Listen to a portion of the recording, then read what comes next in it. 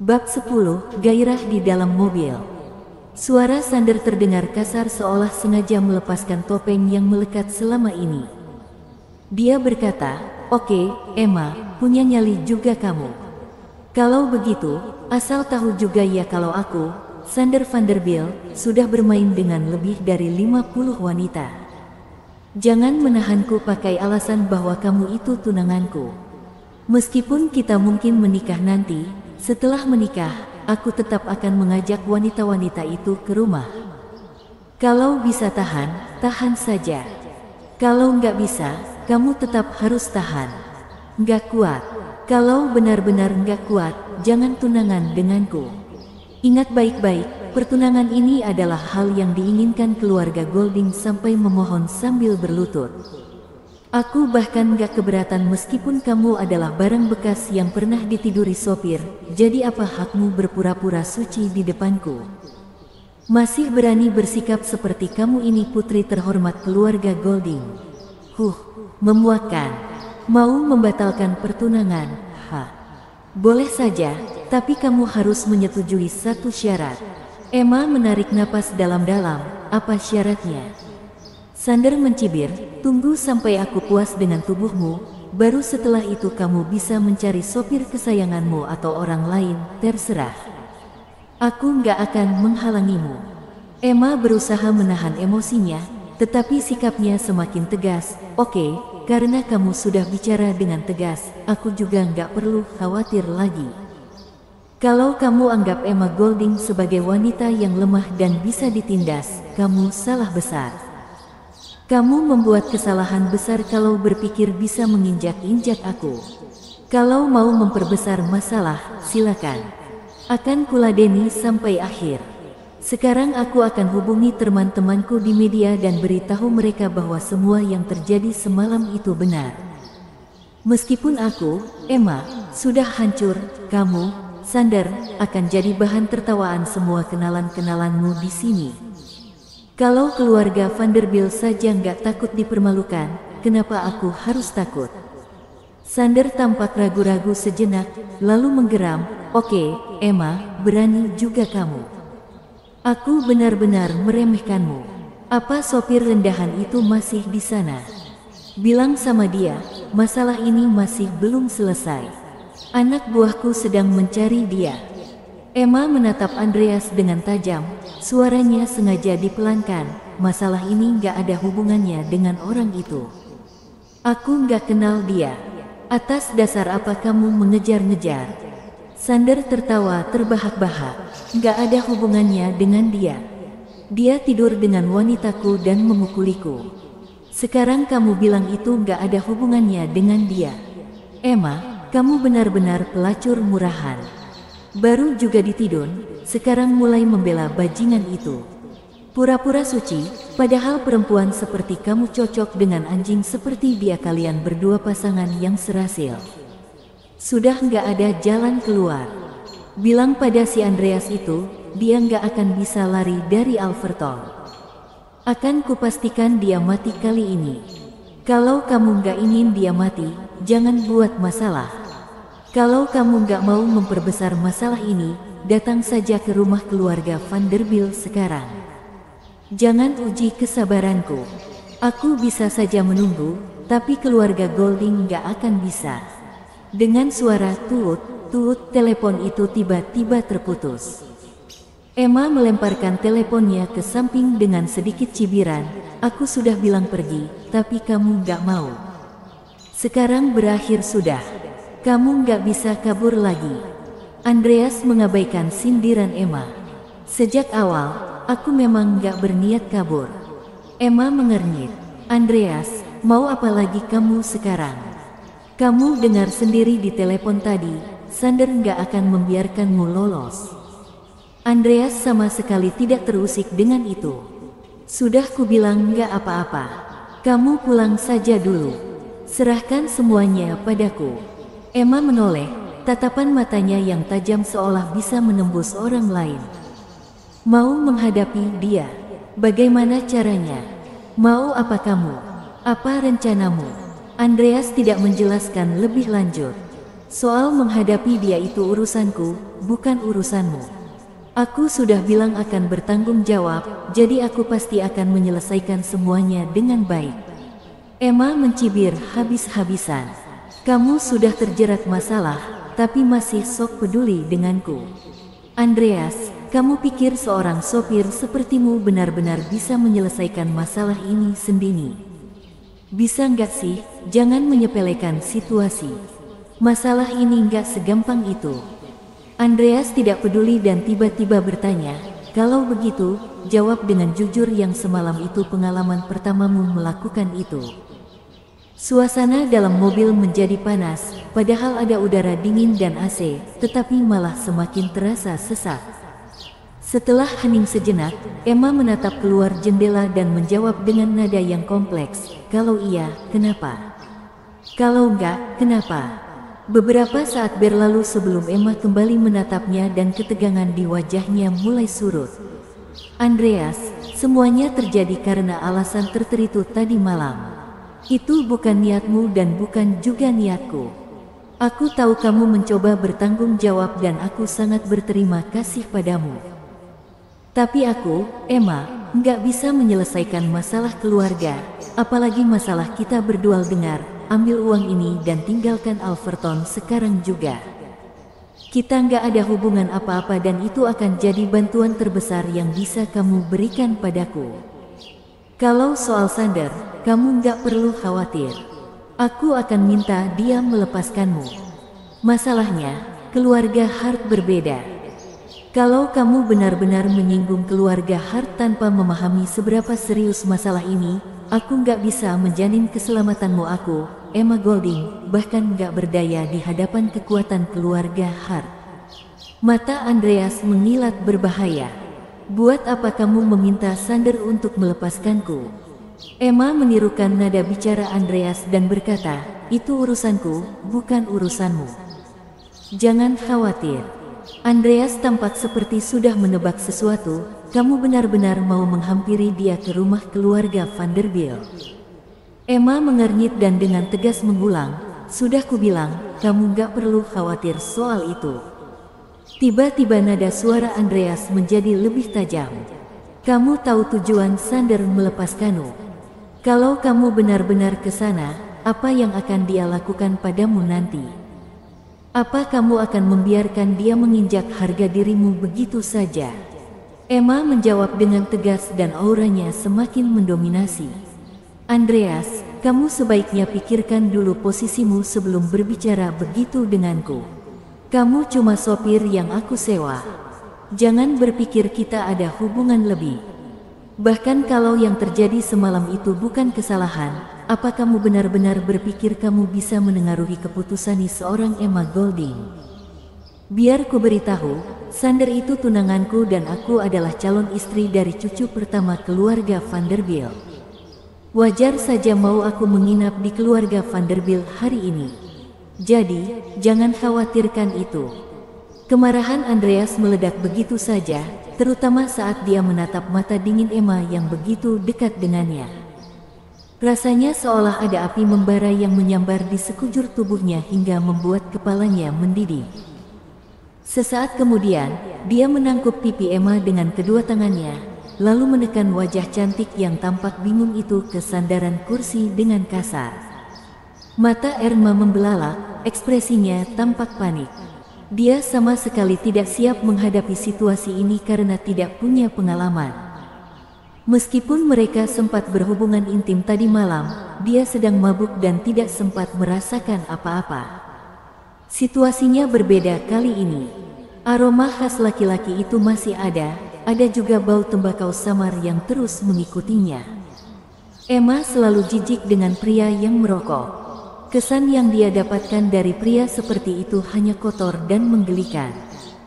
Dia tidak akan pernah mendekati mereka kalau tidak terpaksa. Namun, kini bau tembakau itu memberikan rasa aman yang sulit dijelaskan, bahkan membuat tatapannya yang semula dingin terasa menghangat. Tanpa sadar, tangannya sudah mendarat di bahu lebar Andreas. Bersambung. Bab 11, bantu aku mengenakan sepatu. Tiba-tiba, Emma tersadar dari lamunannya. Sambil menggertakkan giginya, dia langsung mendorong Andreas dan berusaha untuk menjauh. Andreas menghela napas panjang, lalu segera meminta maaf. Kemudian, pandangan matanya tertuju pada pengharum mobil yang tergantung di ventilasi AC. Dengan suara pelan, dia bertanya, "Dari mana kamu mendapatkan benda ini?" "Itu hadiah yang diberikan Karina semalam," ujar Emma tanpa pikir panjang. Namun, dia langsung sadar akan apa yang baru saja dia katakan dan raut wajahnya pun berubah drastis. Dia buru-buru menurunkan jendela, mengambil gantungan parfum itu dan melemparnya keluar. Angin segar menerpa masuk dan suhu di dalam mobil langsung menurun. Keduanya terdiam dan suasana pun menjadi canggung. Emma merapikan rambutnya yang acak-acakan dan mencoba memecah suasana canggung dengan berkata, Kamu tidak apa-apa." Andreas menghapus sisa lipstik Emma yang menempel di bibirnya, lalu menjawab, "Aku tidak apa-apa." "Maaf, tadi aku." "Tidak masalah. Kalau begitu, kamu." Emma menyela ucapan Andreas, tetapi tidak tahu harus berkata apa lagi. Saat ini, Andreas sudah kembali tenang. Jadi, dia pun berkata, "Aku akan mengantarmu pulang." "Kamu mau mengantarku pulang?" tanya Emma dengan nada penuh keterkejutan. "Dengan kondisimu sekarang, apa kamu masih bisa menyetir?" tanya Andreas tanpa memberi ruang bagi Emma untuk berdebat. Emma mulai menyadari ada yang aneh dengan tubuhnya. Meskipun kesadarannya sudah pulih, efek obatnya masih terasa. Wajahnya terasa panas, tubuhnya lemas, dan kakinya sama sekali tidak berdaya.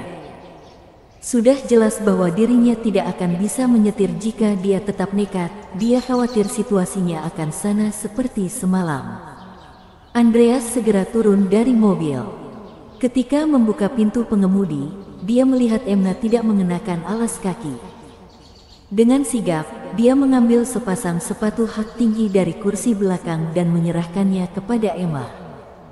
Emma merasa kesulitan untuk membungkuk, lalu dengan ragu-ragu dia berkata, Maaf, apa kamu bisa membantuku mengenakan sepatunya?" Andreas terkejut dengan permintaan tersebut. Wanita ini memintanya untuk membantu mengenakan sepatu. Ini adalah pengalaman baru baginya. Namun, dia tetap bersikap tenang. Saat berjongkok, dia meraih pergelangan kaki Emma yang halus. Kaki ramping itu terasa hangat dan mulus. Dengan jarak sedekat itu, Andreas bahkan bisa melihat dengan jelas pembuluh darah biru yang samar-samar terlihat di bawah kulit putih Emma. Meskipun telah mempersiapkan diri, mereka berdua sama-sama merasakan getaran aneh saat kulit mereka bersentuhan. Andreas segera dapat mengendalikan dirinya, sementara Emma tampak masih tertegun. Sentuhan tangan besar Andreas bagai sengatan listrik yang membuatnya terkei, bahkan setelah berdiri, dia masih merasa agak bingung. Selama perjalanan pulang, keduanya memilih untuk diam. Saat tiba di tempat tujuan, Emma merasa canggung dan tidak tahu harus berkata apa, namun ketika melihat Andreas hendak pergi, dia segera bertanya, "Setelah ini mau kemana?" Dengan nada suara yang tenang, Andreas menjawab, "Aku akan mencan anggota keluarga Hart." Begitu mendengar jawaban tersebut, Emma kembali menunjukkan sikap tegasnya dan berkata, "Apa kamu tidak mendengar apa yang baru saja aku sampaikan?"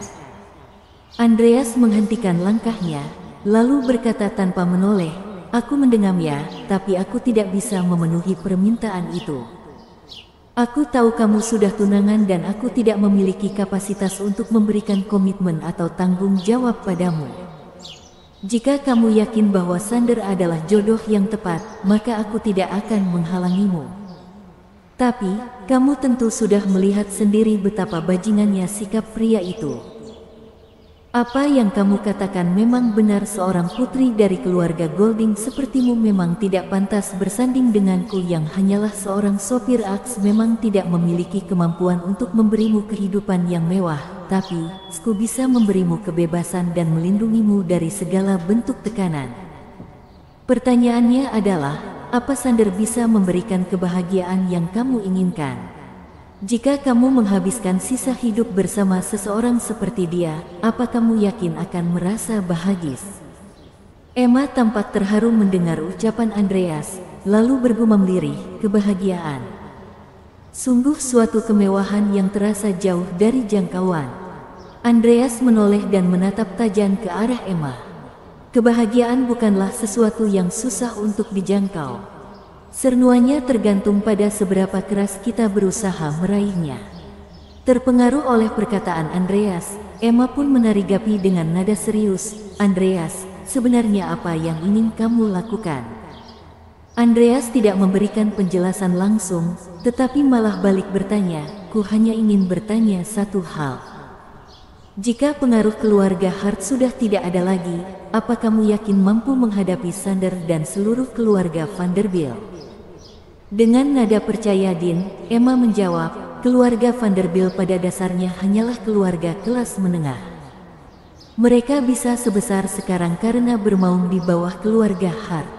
Aku yakin Sander tidak akan berani bertindak gegabah jika tidak ada lagi dukungan dari keluarga Hart.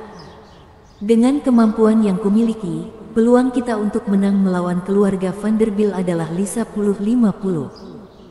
Baiklah, kalau begitu aku akan membantumu menyelesaikan permasalahan dengan keluarga Hart. Setelah itu, aku akan memberikan kesempatan padamu untuk menentukan sendiri apa kamu mau menerima pinangan dari keluarga Vanderbilt atau tidak. Emma berusaha mencela ucapan Andreas bahkan setelah pria itu menghilang dari pandangannya. Dia sangat memahami reputasi Sander sebagai seorang pria hidung belang yang terkenal di kalangan sosialita. Riwayat hubungannya yang sangat dengan banyak wanita menjadi bukti akan hal tersebut. Sejatinya, Emma sangat menentang pernikahannya dengan Sander. Namun, karena latar belakang keluarganya, dia tidak memiliki kebebasan untuk menentukan masa depannya sendiri. Upaya perlawanan yang sudah sering dia lakukan di masa lalu selalu berakhir sia-sia, mula sebabnya dia bingung saat mendengar ucapan Andreas. Sebagai seorang sopir yang hidup pas-pasan, apakah Andreas bisa mengubah keadaan ini? Belum sempat merenungkan situasi tersebut lebih lanjut, telepon genggamnya tiba-tiba berdering nyaring. Emma langsung melirik identitas sang penelepon. Seketika itu juga, kepalan tangannya mengencang perlahan diikuti dengan helaan napas panjang situasi yang telah dia antisipasi Kimyati. Bersamaan dengan kepulangan Emma ke kedatangan keluarga Golding, Andreas menelepon seseorang dan berkata dengan nada lembut, "Selamat ulang tahun."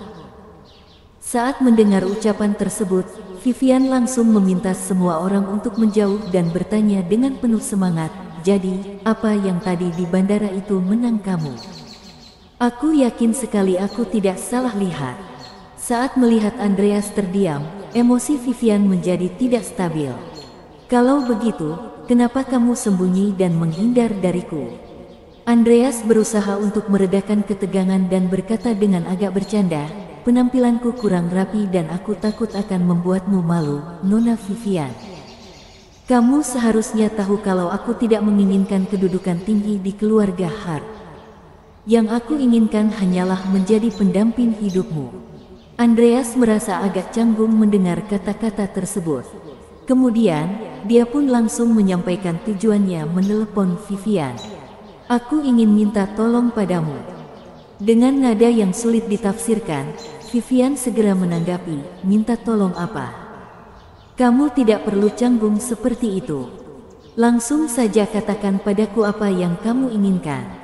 Apa kamu mengenal seseorang bernama Thomas? Tanya Andreas.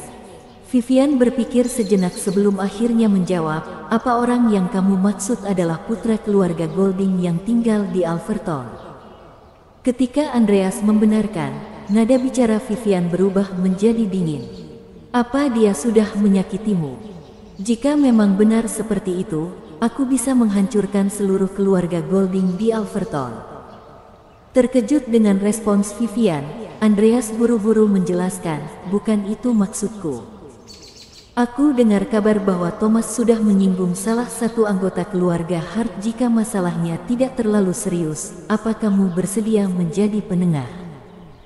Dengan nada ragu, Vivian kemudian bertanya, memangnya apa yang sudah dilakukan Thomas sampai membuatmu tiba-tiba meneleponku dan membelanya? Andreas terdiam sejenak, lalu bertanya, apa permasalahan ini akan menimbulkan kesulitan bagimu? Dengan nada tegas yang bisa dirasakan meskipun melalui sambungan telepon, Vivian berkata, tidak perlu khawatir tentang hal itu. Katakan saja apa yang kamu inginkan dariku. Andreas menarik napas panjang, kemudian berkata, bantu aku meredakan masalah ini agar tidak makin membesar. Vivian langsung menyanggupi dan berkata, baiklah, aku akan membantumu. Tapi, aku punya satu syarat. Bersambung. Bab 12, Undangan Pesta. Andreas menyadari bahwa permasalahan yang dihadapi jauh lebih kompleks dari yang terlihat. Dengan nada ragu, dia pun bertanya, apa syaratnya? Aku akan menyelenggarakan pesta ulang tahun sekaligus pesta perayaan untuk menyambut kepulanganmu. Kamu harus datang ke pesta itu. Anggap saja kehadiranmu itu sebagai hadiah ulang tahun yang paling aku inginkan selama bertahun-tahun, ujar Vivian dengan tegas. Saat menyadari akan keraguan Andreas, Vivian melanjutkan dengan nada seolah menyesal, jika kamu tidak bersedia, tidak apa-apa. Aku dengar Thomas membuat kesalahan saat mabuk dengan menggoda seorang wanita yang memiliki hubungan dengan keluarga Hart. Meskipun masalah tersebut tidak terlalu besar, tapi demi menjaga reputasinya, keluarga Hart biasanya selalu bersikap waspada. Andreas menghela napas panjang, kemudian menyetujui permintaan Vivian. Baiklah, aku akan datang. Dengan nada penuh kemenangan, Vivian berkata, baiklah, kalau begitu kesepakatan sudah dibuat. Nanti aku akan mengutus seseorang untuk menjemputmu. Jangan menyesali keputusanmu. Setengah jam kemudian, undangan pesta dari keluarga Hart tersebar luas. Seluruh kalangan masyarakat di Alverton pun heboh membicarakannya. Awalnya, Vivian diketahui telah membatalkan perayaan ulang tahunnya. Namun, karena kehadiran seorang tamu istimewa, acara tersebut akhirnya digelar kembali. Perhatian publik pun tertuju pada keluarga Vanderbilt, khususnya Sander yang dalam waktu 2 tahun terakhir mencatatkan prestasi gemilang dalam dunia bisnis di Alverton. Sebagai bawahan terpercaya Vivian sekaligus sosok pendatang baru yang menjanjikan, kehadiran Sander di acara tersebut menjadi sorotan utama. Namun, Sander telah memiliki tunangan. Wanita itu bahkan terkenal akan sikapnya yang dingin di kalangan masyarakat kelas atas Alverton. Keputusan Vivian untuk mengadakan kembali pesta tersebut pun langsung menimbulkan banyak pertanyaan di benak semua orang. Sementara itu, di kediaman keluarga Golding yang terletak di kawasan timur kota, suasana sedang memanas. Emma terlihat tergesa-gesa menuju kediamannya setelah menerima panggilan telepon. Sesampainya di sana, dalam keadaan yang sangat lelah dan berkeringat, dia langsung dicecar oleh omnya, Joseph Golding, yang tampak sangat marah. Emma, lihat apa yang sudah kamu lakukan.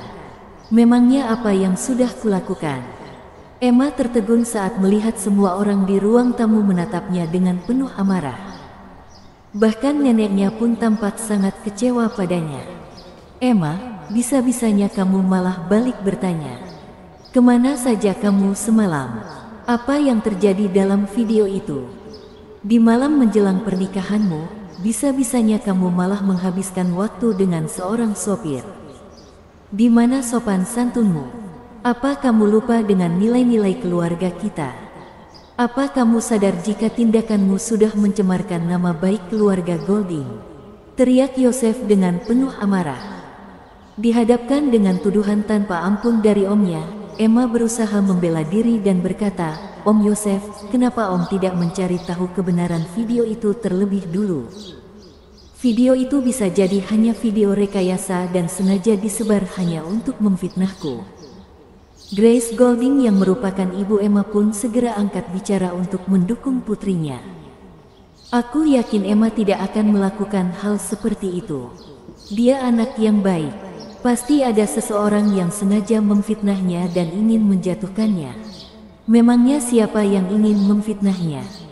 Jika putri kesayanganmu tidak bersalah, bagaimana bisa hal seperti ini bisa muncul? Sander akan segera pulang, kenapa Emma malah pergi minum sampai tengah malam? Selain itu, kenapa dia mengonsumsi alkohol dalam jumlah yang banyak? Bahkan dalam keadaan mabuk pun, bukankah keluarga kita memiliki sopir pribadi? Kenapa dia malah menyewa sopir pengganti yang tidak dikenal? Selain itu, mereka berdua berada dalam satu ruangan tanpa ada orang lain di sana. Kondisi Emma mabuk berat bahkan sampai hampir tidak sadarkan diri. Meskipun dia bersikukuh bahwa semalam tidak terjadi apa-apa, aku tidak bisa mempercayainya. Apa keluarga Vanderbilt masih bersedia menjadikannya menantu? Apa Emma sadar dampak besar apa yang akan terjadi pada keluarga Golding atas kejadian ini? Emma, cepat jelaskan semuanya pada Om Yosef, sergah Grace. Dengan nada mencemooh, Emma segera berkata, memangnya apa yang perlu diperjelas? Aku baru sadar ternyata Om Yosef lebih mengkhawatirkan pandangan keluarga Vanderbilt daripada keselamatan dan kehormatan keponakannya sendiri. Meskipun keluarga Vanderbilt membatalkan pertunanganku, aku siap menerimanya karena itulah konsekuensi dari tindakanku. Masalah ini tidak ada hubungannya dengan orang lain. Aku jadi bingung apa yang sebenarnya dikhawatirkan oleh Om Yosef. Oh, aku hampir lupa. Thomas sudah bertindak ceroboh saat mabuk dan menyinggung salah satu anggota keluarga Hart. Apa Om Yosef khawatir keluarga Vanderbilt tidak mau membela kita? Yosef terlihat sangat terkejut dan marah saat mendengar ucapan Emma sambil menunjuk ke arah Emma. Dia berkata dengan penuh amarah, kurang ajar. Dasar kamu. Akhirnya, dia menatap sekeliling dengan tajam dan mengumpat sambil menggertakkan giginya. Bruce, lihatlah putri yang kamu besarkan. Dia berperilaku semena-mena di luar sana dan tidak menghormati orang yang lebih tua saat di rumah. Bruce Sullivan, memiliki pengaruh yang sangat kecil dalam keluarga Golding. Bahkan anak perempuannya pun menggunakan nama belakang keluarga Golding. Ketika Yosef memarahinya, Bruce hanya bisa menundukkan kepala dan memilih diam. Dia bahkan tidak berani membela putrinya. Emma mengalihkan pandangannya dari ayahnya dan berusaha menyembunyikan rasa kecewanya. Dengan nada tegas, dia pun berkata, aku akan bertanggung jawab atas semua yang telah kulakukan. Om Yosef, jika kamu ingin marah, lampiaskan saja kemarahanmu padaku. Bagus. Kamu bilang kamu akan bertanggung jawab, kan? Sekarang, keluarga Hart sudah mengeluarkan ancaman bahwa siapapun yang bekerja sama dengan keluarga kita akan dianggap sebagai musuh. Barusan, 3 perusahaan besar sudah membatalkan kerja sama dengan kita dan kerugian kita sudah mencapai puluhan miliar. Teriak Yosef dengan penuh amarah. Emma, kamu tidak bisa lepas dari masalah ini. Kamu harus memberikan penjelasan kepada kita semua. Emma tertawa kesal saat mendengar ucapan omnya. Dengan nada penuh amarah, dia pun berkata, alasan keluarga Hart marah pada kita adalah karena Thomas melakukan kesalahan besar dengan melecehkan seorang wanita dari keluarga mereka setelah mabuk. Kenapa Om Yosef malah menyalahkan aku? Padahal barusan Om yang banyak bicara tentang aturan dan nama baik keluarga kita. Tapi, anak Om Yosef sendiri malah memberi contoh buruk secara langsung. Yosef menggebrak meja dengan keras dan membentak dengan penuh amarah, beraninya kamu bilang begitu. Semua ini gara-gara perbuatanmu tadi malam. Kalau bukan karena hal itu, keluarga Hart pasti akan mempertimbangkan hubungan baik antara keluarga kita. Tapi, kamu sudah melakukan banyak kesalahan. Kamu bahkan ketahuan selingkuh dengan seorang sopir. Sekarang keluarga Vanderbilt juga menuntut penjelasan dari kita. Karena kamu bilang kamu ingin bertanggung jawab, katakan padaku apa yang akan kamu lakukan untuk menyelesaikan masalah ini. Apa yang akan aku lakukan? Emma mengepalkan tangannya karena merasakan keputusasaan yang mendalam. Upaya-upaya yang telah dia lakukan untuk mengatasi permasalahan yang disebabkan oleh Thomas terasa sia-sia. Selain dianggap bersalah, dia bahkan tidak mendapatkan dukungan dari keluarganya ketika situasi makin buruk. Kini, seluruh tanggung jawab atas kesalahan Thomas dibebankan kepadanya. Perlakuan tidak adil ini membuatnya mempertanyakan kedudukannya dalam keluarga Golding. Tiba-tiba, ibu tiri Thomas, Monica Cole, ikut memperburuk keadaan dan berkata, apalagi yang bisa kita harapkan dari dia. Emma yang memulai masalah ini, jadi biarkan dia sendiri yang menyelesaikannya. Jangan sampai masalah ini mencoreng nama baik keluarga kita. Menurutku, sebaiknya kita kirim dia kembali ke Sander. Mungkin saja Sander masih mau memaafkannya. Kalau tidak salah dengar, keluarga Hart mengubah pesta malam ini menjadi pesta ulang tahun Nona Vivian. Jika Sander bersedia memperkenalkan kita kepada mereka, sepertinya keluarga Golding bisa memiliki kesempatan untuk menghadiri pesta ini. Jika kita sudah di sana, kita bisa meminta Thomas untuk meminta maaf secara formal kepada keluarga Hart dan masalah ini pasti akan selesai. Dasar kurang ajar. Monica, kamu pikir kamu siapa sampai berani bicara seperti itu? Dulu kamu rela jadi simpanan hanya untuk masuk keluarga Golding. Kamu bahkan menggunakan cara yang tidak bermoral untuk menggoda adikku. Sekarang, apa kamu mau memanfaatkan anakku demi kentunganmu sendiri?